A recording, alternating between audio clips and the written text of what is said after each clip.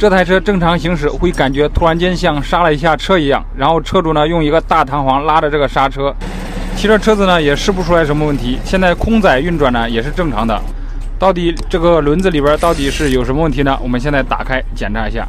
还以为里边刹车片的问题呢，原来是这个轴承废掉了，看全部一拉就出来了，钢珠全部是掉到里边了，更换一个轴承就可以了。现在我们把这个轴承外圈先把它取下来。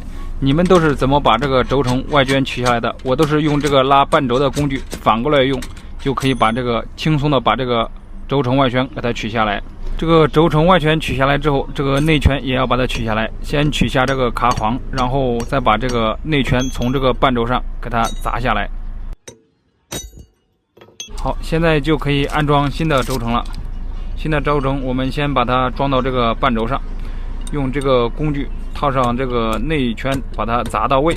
把这个轴承砸到位之后，我们现在就可以把它装回到车上了。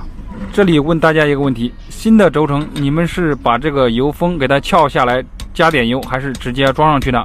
我呢一般都是直接装上去，因为这个新的轴承里边是加好油的。大家觉得还需要再另外加油吗？